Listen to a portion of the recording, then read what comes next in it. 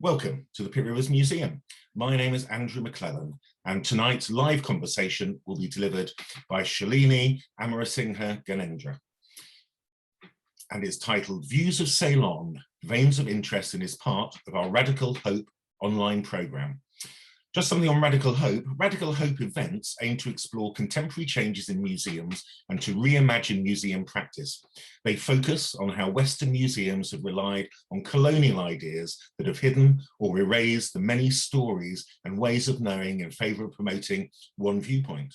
The reimagined museum should be a place that supports all people to share their ways of knowing and tell their stories. This series is led by researchers and global community partners from around the world, and these events are funded by Torch, the Oxford Research Centre in the Humanities.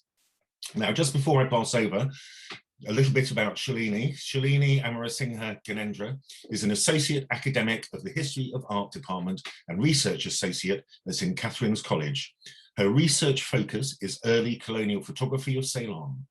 Shalini read law at Cambridge and practiced in New York before transitioning into the culture sphere, where she's evolved over 2 decades, developing exhibitions and collections, interdisciplinary programming and publication. She's Sri Lankan born with a long-standing interest in photography, image and identity. We welcome her to speak about the focus of investigation during her visiting fellowship at the Pitt Rivers Museum, the Views of Ceylon album and more. Shalini, over to you. Thank you. Thank you, Andrew. Welcome all. I think, can everyone see that? Is that clear?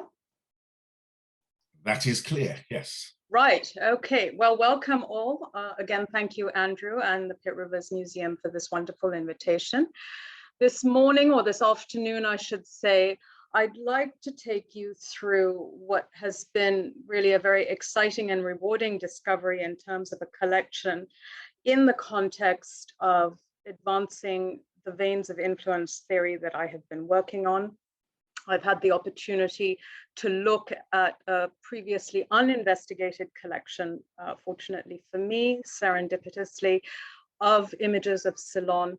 And we're going to look at it as a case study for broader application on the way we view images and perhaps look through our research in future.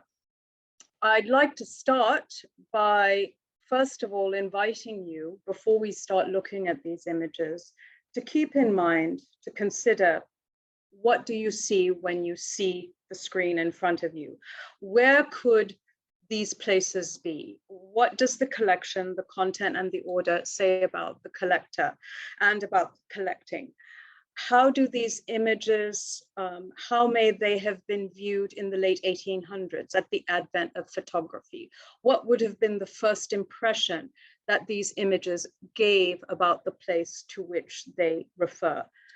How do you view these images now, and what impressions of Ceylon do they give?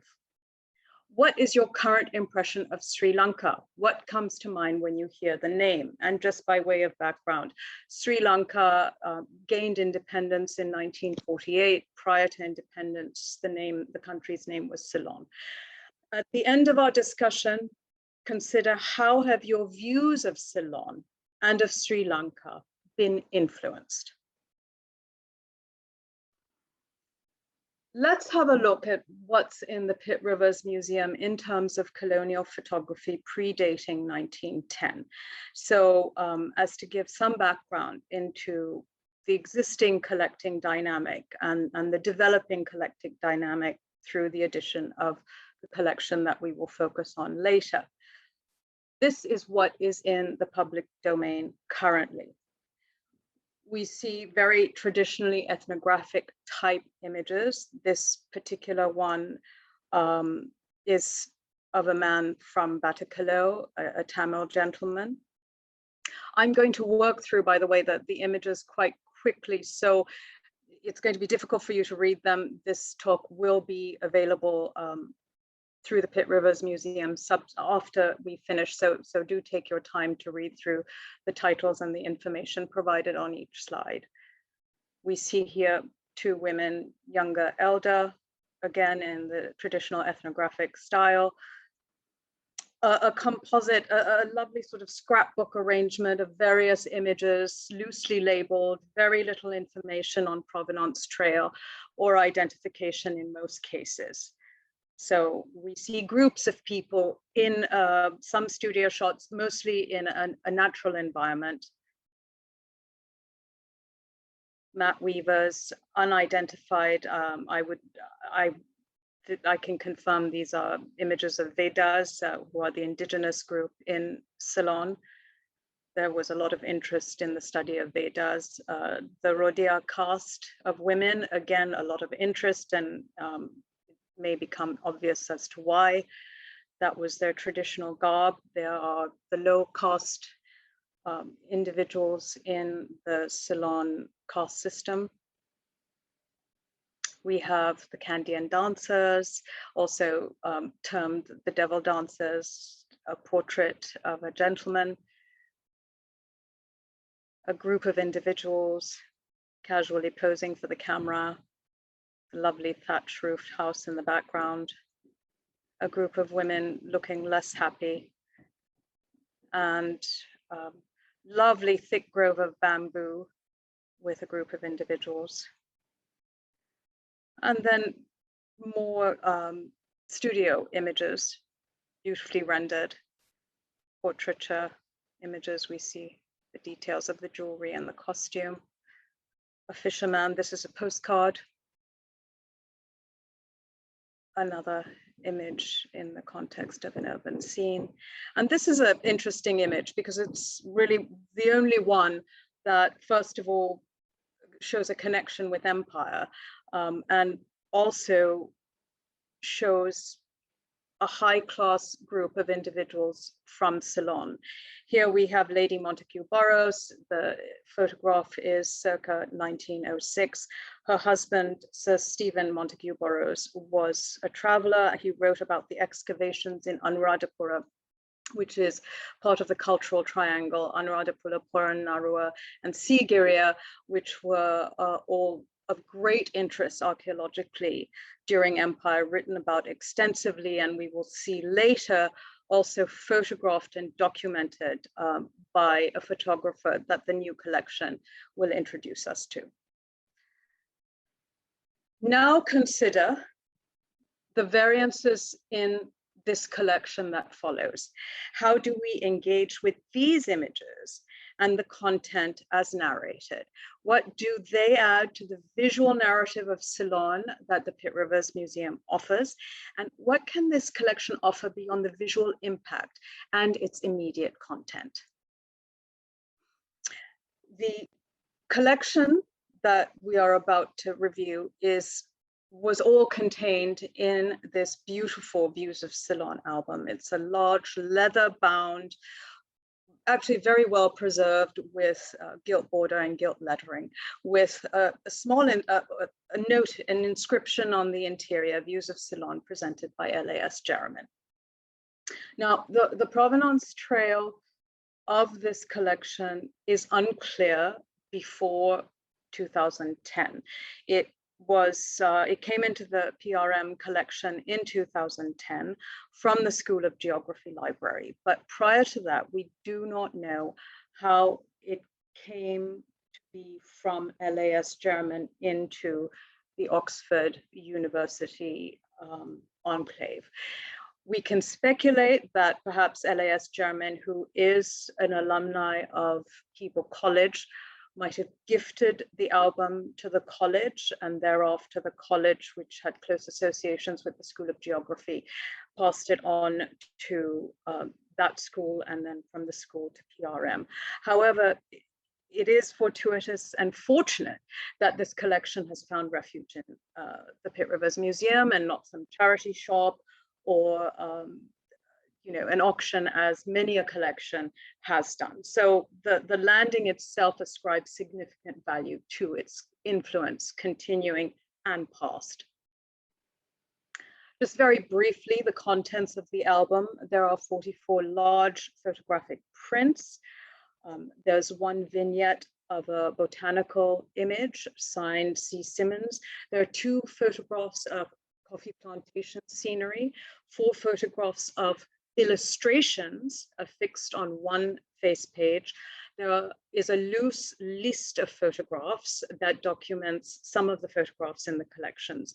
There's one loose photographic image of a turbaned man, and interestingly also a loose sepia-toned painting on a card with a handwritten title and notations CFGC.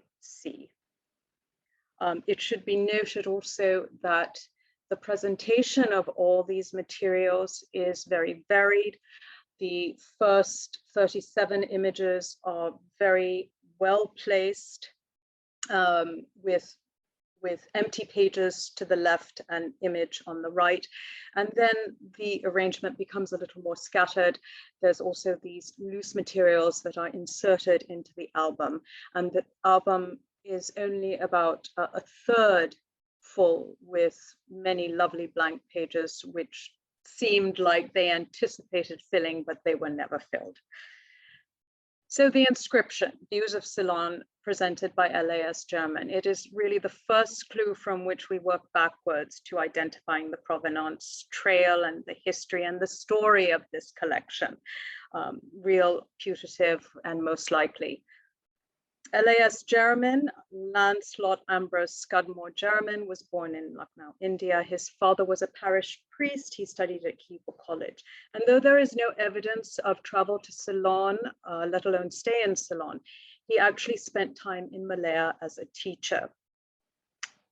LAS's grandfather, his paternal grandfather, was Bishop Hugh Jermyn, who spent time in Ceylon. And it is likely that he is the original collector and owner of the Views of Ceylon album.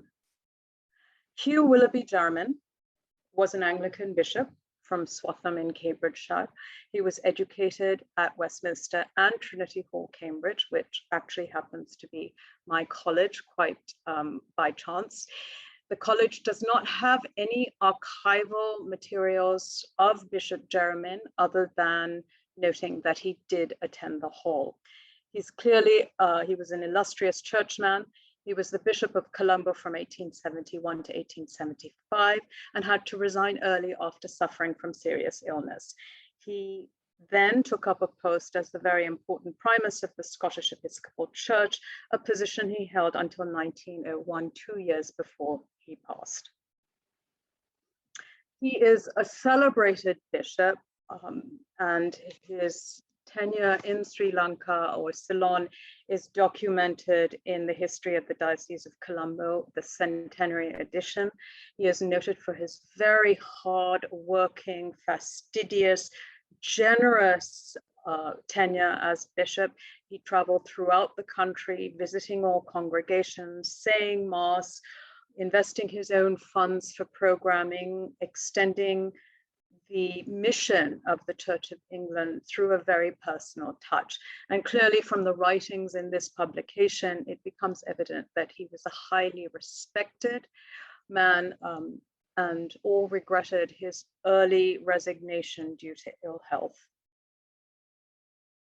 So I think that all these materials support the conclusion that Bishop Jermyn was an influencer by virtue of the great influence he would have imparted. His influencer status would have come through his leading position in the powerful Church of England. He was well educated, well traveled.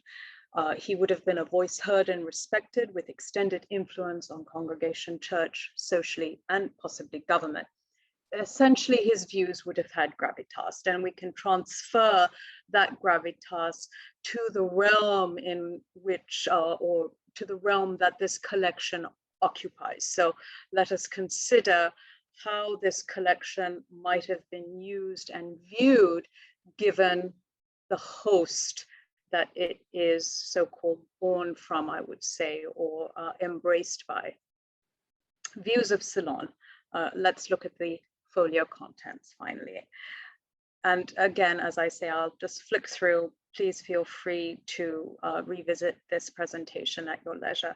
Here is an image of the list of photographs in the album, or some of the photographs in the album. We have 1 through 26 on this page on the verso. There are another number. The photographs are not identified. The photographer is not identified, but on the list there is reference to a J. Lawton.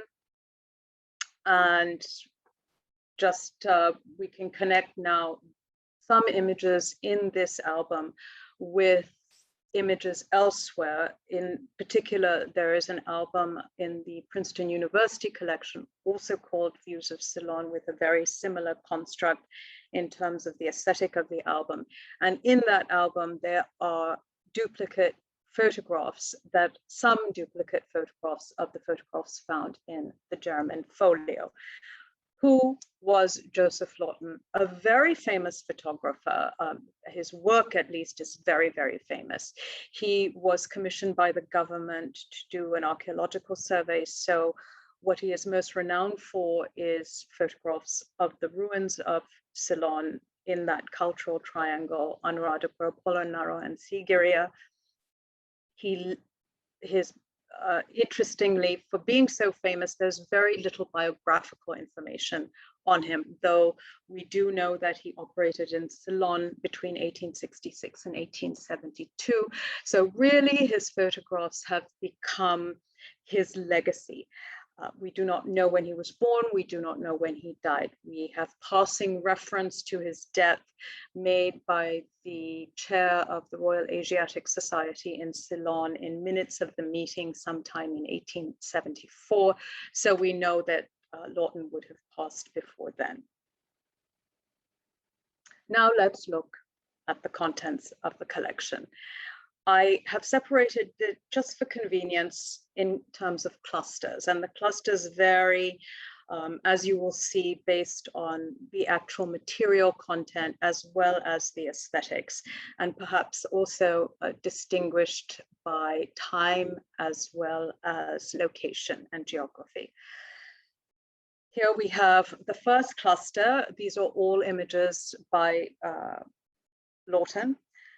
Lovely scenic views of Kandy, which is a hill country, hill city. It's formerly the kingdom and the center of Ceylon. Have lovely views. This is the most important Buddhist temple in the country, which is called, it's colloquially known as the Temple of the Tooth, and it houses the Buddha relic. There is the Perahara, which is celebrated annually, celebrating those anniversaries related to Buddhism, and it continues as the mainstay of Buddhist worship. Here we have the Kandy Lake, these lovely scenic views. Again, the Kandy Temple.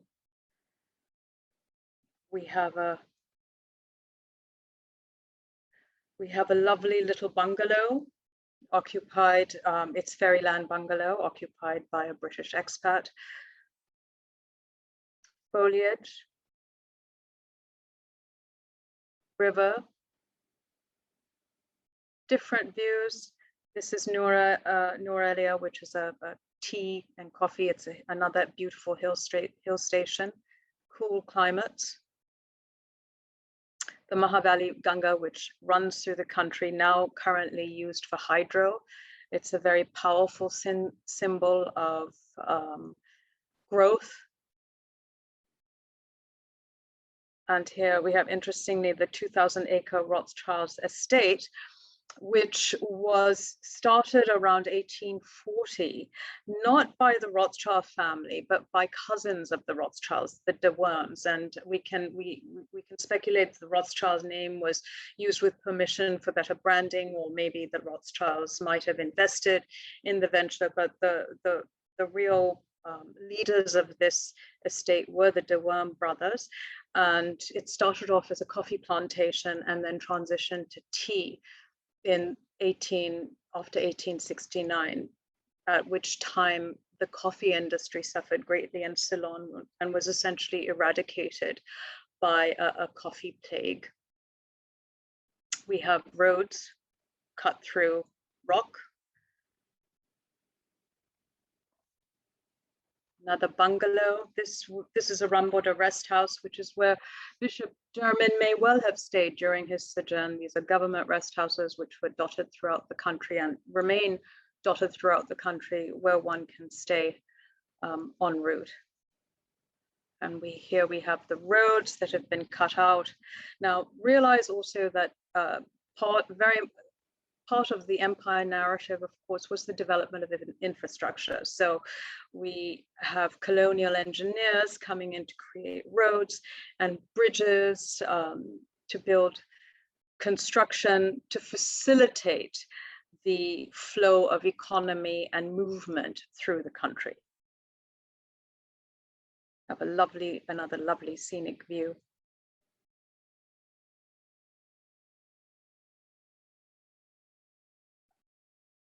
A river view, first signs of habitation, albeit distant.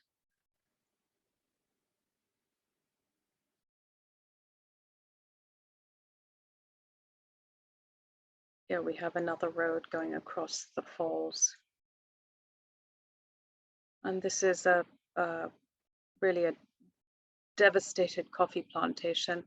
We can conjecture that perhaps it's a clearing after the fungal virus attacked the coffee plants, and again, the end and the sign of a new beginning in terms of the tea industry developing. Roads through the mountainside. Adams Peak.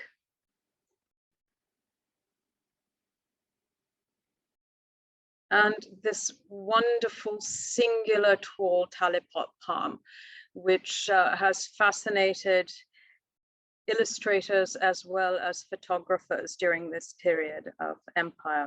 And we'll see it appear actually 2 more times in this collection and then beyond. There's a view of Colombo City, Galface, which is one of the central areas, and the main Hindu temple in Colombo, which is in Lawata. It still stands today. And the interesting connection with regard to these places of worship would be that the Hindus and the Buddhists were the congregations and the groups who would have been the focus of missionary work in order to convert them to Christianity. And indeed, they are the Christians in the country today. So having sight of the original indigenous places of worship would have been relevant to the missionary discourse. Railway tracks, railway, rivers. Lovely waterfall, very dramatic, Ramboda. Again, scenic views.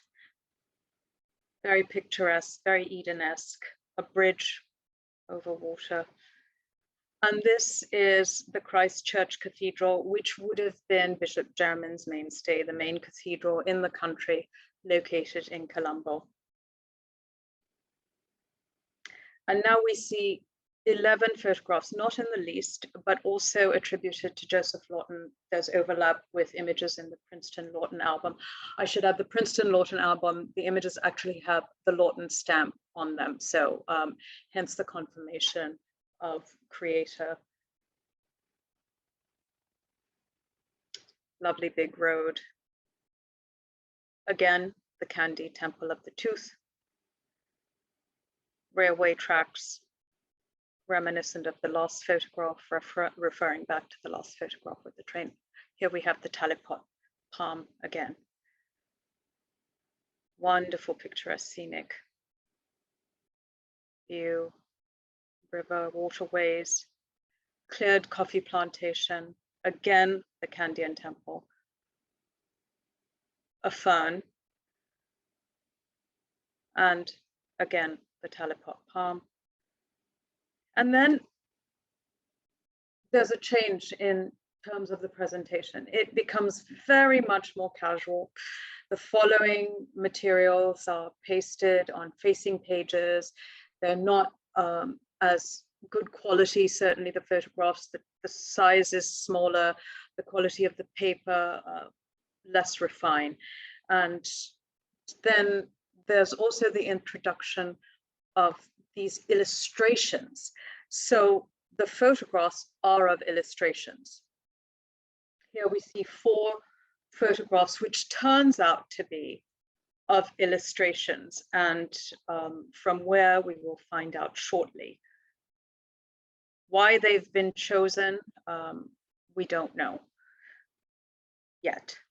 And here is the image of, this is a painting by an individual with these initials. It's of the Indian rubber trees. We can attribute this to Peridanian gardens, we find out later. And inscribed on the back is the inscription Ika. So who is this by? What is the context of these images? CFGC is Constance Frederica Gordon Cummings, a very famous Victorian artist who was also an adventurer, an aristocrat and adventurer. She spent 2 years in Ceylon. She stayed with the Jermyns for the whole period and traveled through the country with them. She subsequently wrote a book, 2 Happy Years in Ceylon, which loosely follows the format of a number of travel books written during that genre, but there is a significant departure, first of all, because she uses her own artistic illustrations for the publication, and there are a number, there are over 19, depending on the editions, and she speaks a lot in a very personal context, interweaving the life with the Jermyns. So we can see here a vein of influence coming in through this artist and through her work, introducing the travel publication that then comes in to inform the images that we see. And here we see the original painting that is in the Jermyn Folio and the illustration in the book, also called the Indian Avenue of Indian Rubber Trees in Peridania Gardens. Peridania Gardens, which exist today, is the very famous botanical gardens that was also the gardens originally of the King of Kandy, and then taken over by the colonials to propagate species and study and do botanical study. So it continues today to serve those purposes, and a very beautiful site, not only for tourists, but for further study, endeavor, and of course, artistic interaction and influence.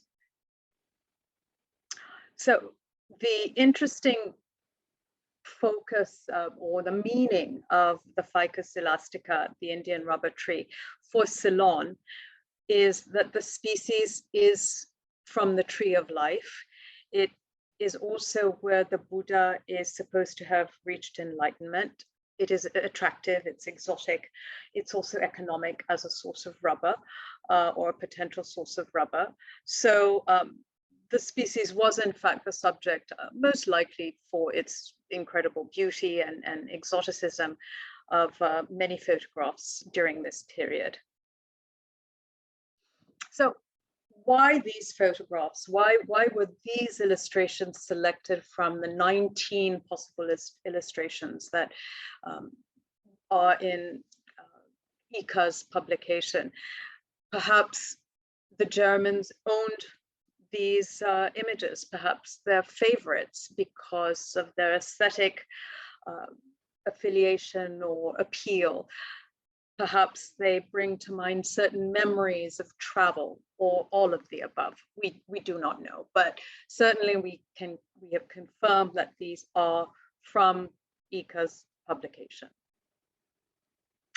And here we see an interesting interplay between a photograph in the Jermyn collection and what then later is shown as the cover of Ika's book, which is of course also one of her illustrations.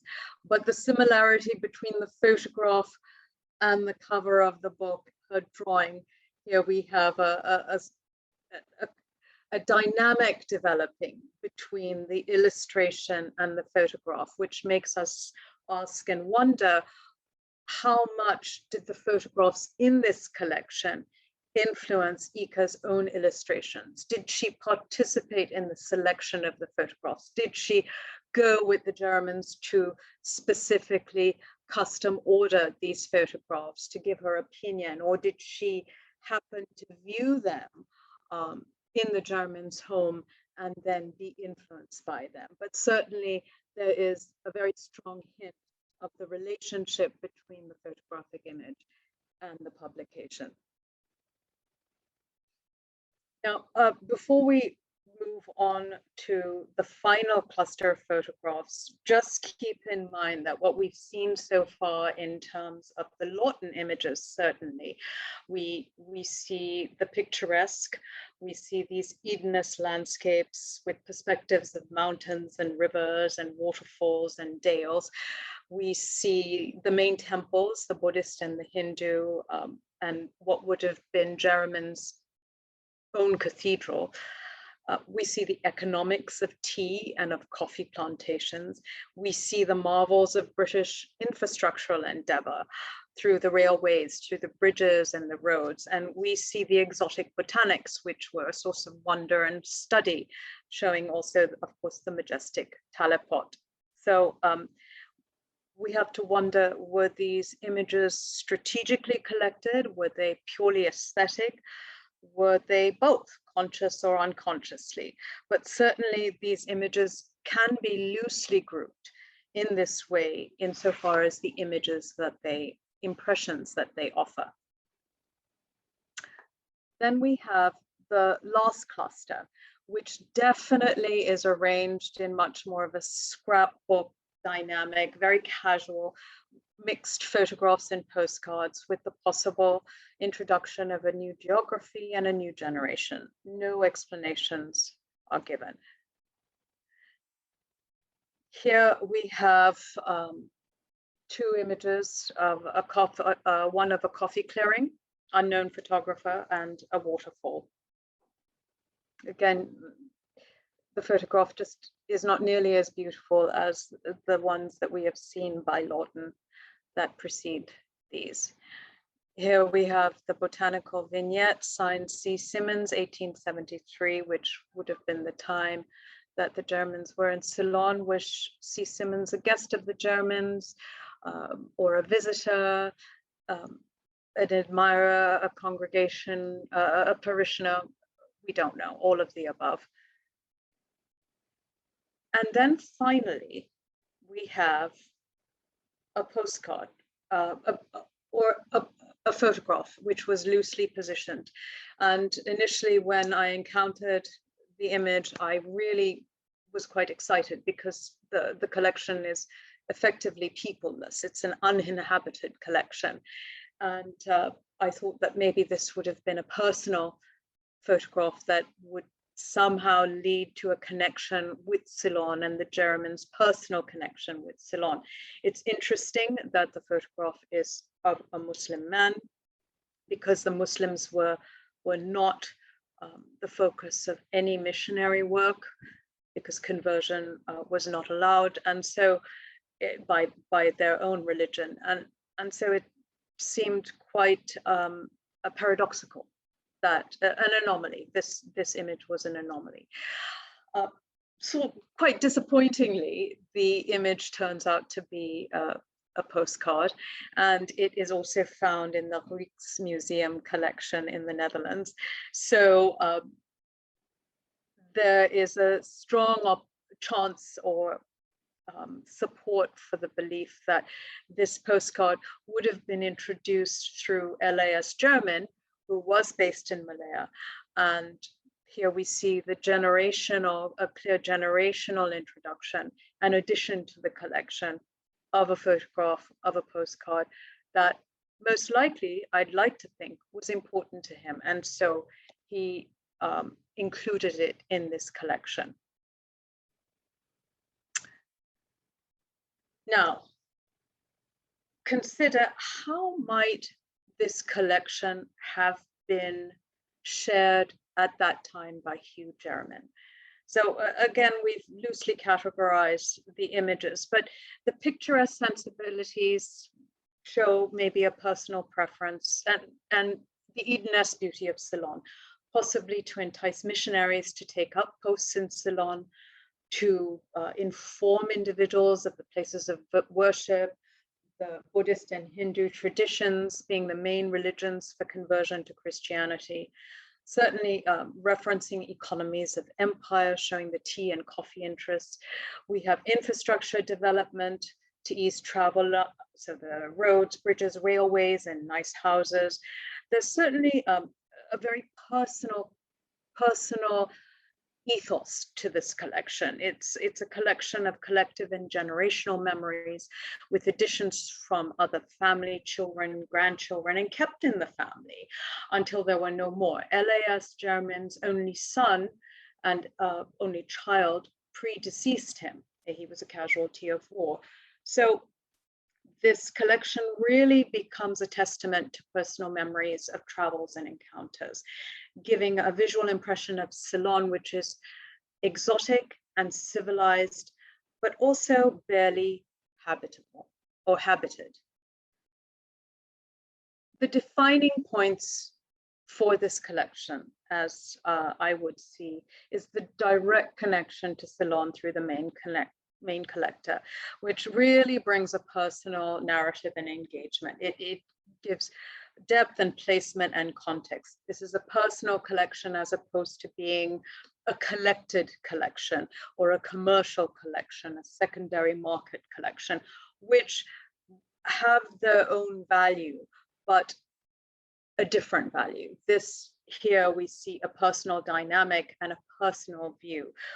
Therefore, also the fact that he's an influencer and it's an influencer's personal collection, layered with these later editions, we see that it speaks to us in a more meaningful way. Somehow there is additional gravitas assigned to this collection. The location of the collection we should consider. Why is this collection not in Lambeth Palace or the church archives, given that the main collector or person associated with the collection would be the bishop himself? I would assert that it is because of the personal value of the collection. So the collection was kept in the family generationally and only given away after the line ends. And now, fortuitously, it is in a public collection and has come into the public domain after nearly 150 years. So let's consider the veins of influence, which is really the idea that I am developing through this research, using Ceylon as a case study, but the concept is, of course, very extendable through all areas of research and not just limited to the image. But if we look at the veins of influence here, let's look at the photographs and the collection materials. We need to consider them, the image connections to ecology, horticulture, plantations, economy, infrastructure, and worship, the aesthetic preferences of the period that are shown through these photographs. Lawton was, after all, a commercial photographer. He photographed images that he thought would sell and cater to a tourist market. These were the picturesque images that appealed to the colonials and actually came back to Britain. The collecting dynamics, we need to consider the individual, the familiar, and of course the commercial as just described. The individuals in the collection, the faces of the collection, Hugh Jermyn, L.A.S. Jermyn, Constance Gordon Cummings. The Church of England, surely, and the religious practice and endeavors of the church. Buddhism and Hinduism, the interface with Christianity and missionary work. We need to consider the intersections of photography with drawing, of illustration, and the cross influences. travel writing, of course, and the impact of those words on these images and how they give added life and vice versa. We have to consider that dynamic synergy, the connection to Malaya through the introduction of the postcard, the Muslim migration connecting Malaya and Ceylon, perhaps. That is another vein that should be considered, and the postcard may reveal more specific identification about the figure featured. The collection, where is its home now? It's in the PRM. So let's consider institutional collecting dynamics and exhibition. And of course, in the future, very importantly, the contemporary presentation to further influence, growing new veins to inform views of Ceylon and the way we look at image, the way we see. So here we see the collection's own life and dynamic, the intersection with and influence on other veins that inform and grow understanding and impact. And as such, the developing thesis for the veins of influence is simply this. It has developed during the course of this research as a concept to remind and a practice to follow, that with research of any material, encouraging the identification and investigation of influences on, from, and intersections with the considered material brings to light symbiotic dynamics. The idea also denotes the fluid nature of materials and the often unexpected, valuable life they may bring, and that is brought to them through such veins. Essentially, veins of influence remind us that these wonderful collections actually have a life, a throbbing life of their own that is waiting to be discovered. And so into the contemporary, this is what I ask you. Having seen these images, what are the perceptions now that you have of Ceylon then and Sri Lanka now? Are we better informed? Are those perceptions better informed? And should we go beyond the initial glance? So I would say we most certainly will, and I will certainly be doing that, to continue giving veins of life to the collection and its continuing narrative. These are questions which we will discuss a little later. Where does the Jermyn Folio belong? Is the PRM the correct repository? And then finally, I'm going to show you this and ask you to guess what it is later. And I thank you all for your kind time and patience.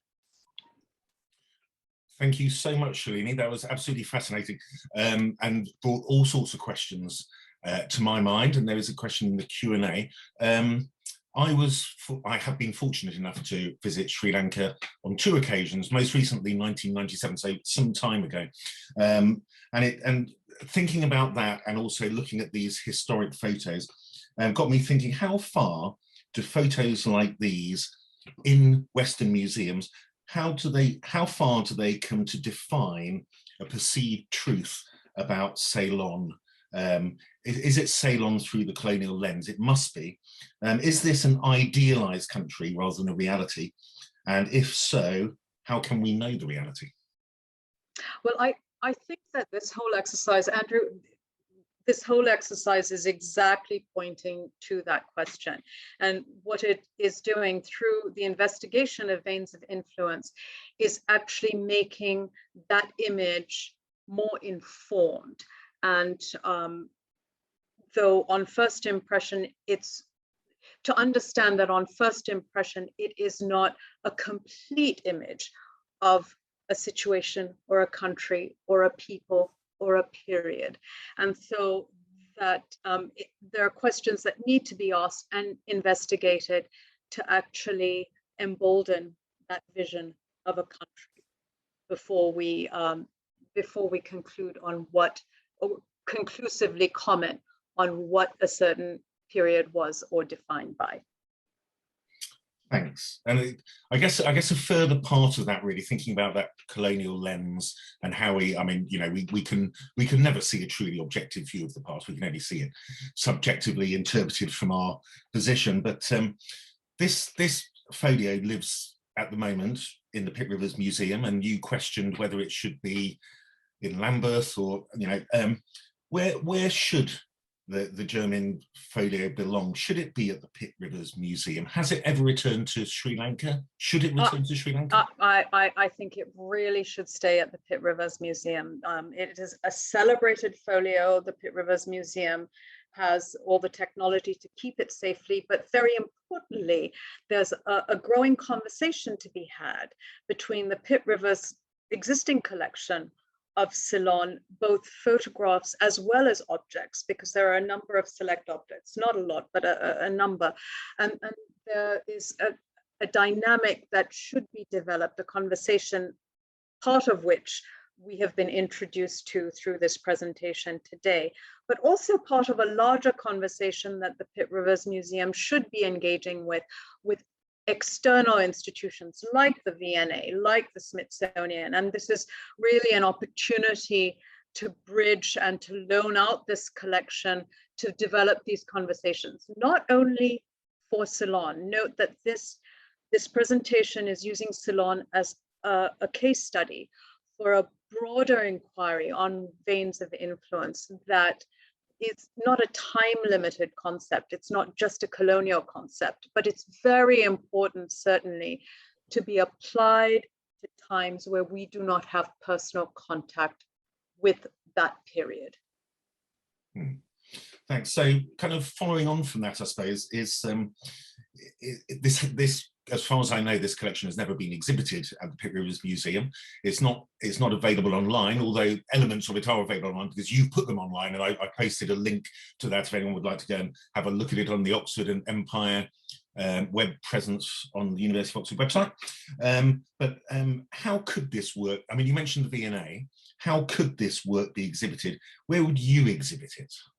Well, I would like to actually see the Pitt Rivers Museum exhibiting it in a vignette exhibition that brings to light the existing photographic content on Ceylon, and then looks at the objects collected during this time or during a similar time, and which are part of the Pitt Rivers collection. For example, I know that there are small objects given or from collections of Charles Seligman, who is a very key figure in the study of the Vedas of Ceylon. So there are conversations and exhibitions to be developed around this theme, which again can be a pilot project or provide a format to look at other countries and other empire themes, with Pitt Rivers Museum really leading the fore. Thanks. I'm going to go over to some of the comments and questions in the chat. Just a comment from Jeremy McClancy along the way. Shots of foliage have ferns in the foreground. Why? Because of Victorian fern mania? And that's a question mark. I guess we'll have to leave that one hanging, probably. Yes, I know. It's one of the more curious images. Let's put it that way. Right. Okay. Dennis Ganendra, who I guess probably has a connection to you, Shalini, asks, and there's a couple of questions about religious imagery in these photographs. So Dennis asks, how did the contrast between the predominant religions of Sri Lanka and the Christian background of the photographers affect the photographs? Which is a really interesting question, actually. Okay, if the question is asking whether if the question is asking whether religion influences the eye of the photographer, I would imagine just as any photograph is a subjective endeavor, it would do so. Realize this photographer, Joseph Lawton, would have been Christian. I think that these photographs are much more documentary, and it would not have been a religious exercise, but rather an architectural exercise. And it's the selection process which might have had a religious overtone insofar as informing the viewers with whom this album was shared, informing them about the religious cultures of indigenous religious cultures of Ceylon. Thanks. Yeah, Alistair Wright has written, which I think follows on pretty neatly from this. Does the album present a different view of Hindu and Buddhist buildings? And more broadly, did the British administrators, missionaries, etc., view Hinduism and Buddhism differently at the time in Ceylon? Sorry, did the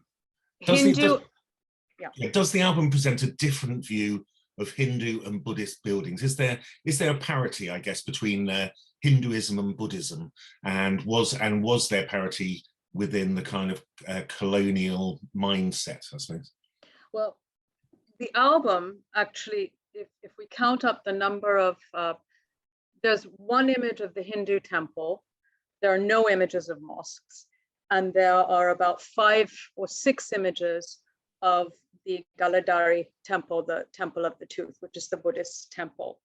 Buddhism was and is the majority religion. It was most definitely the focus point of the missionaries and for conversion.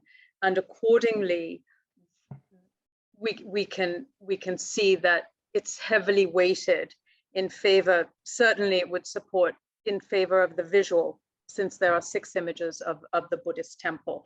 But also, I think that there is an architectural affinity that has appealed to the colonial sensibility, that this temple is captured in so many perspectives, whereas the Hindu temple, with its perhaps more foreign aesthetic, is featured once. Okay, thanks. Continuing on a slightly religious theme, and you may not know the answer to this question. The question is, whose custody is the Christchurch Cathedral in today?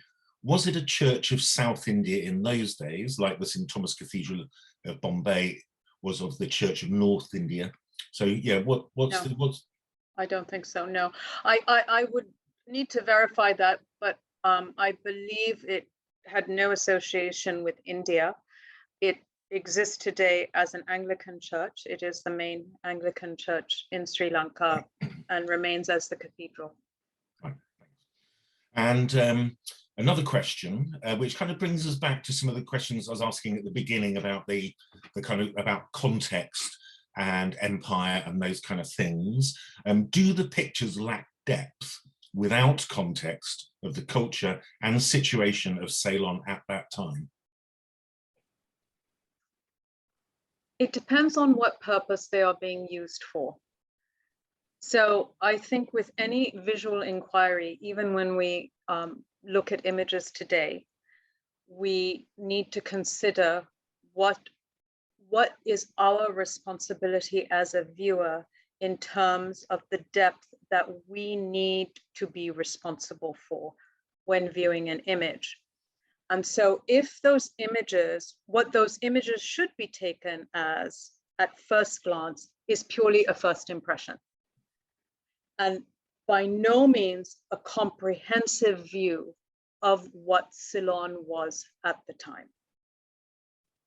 And I think that rule needs to be applied to any visual exercise that we engage in. There's the first impression, and there's the in-depth impression and the informed impression. Great, thank you. And that's all the questions that are in the chat. I've got one final question for you, which really is a question you posed yourself at the end of your talk, Shalini. What is the image behind you and why are you using it? Well, actually that image, thank you, Andrew, for noticing, because none of the chat group asked the question, but it's not a satellite. It is actually the torch ginger, and it is found both in Sri Lanka and Malaysia, and I personally love it. I think that it encapsulates exoticism, and when one looks at it, if I had just shown the image and said, well, this is Sri Lanka or this is Malaysia, let's consider what we would have walked away with. And it's just there to make us consider what the image is and link us between Ceylon and Malaysia, which is exactly what this album has also done. Well, I think that's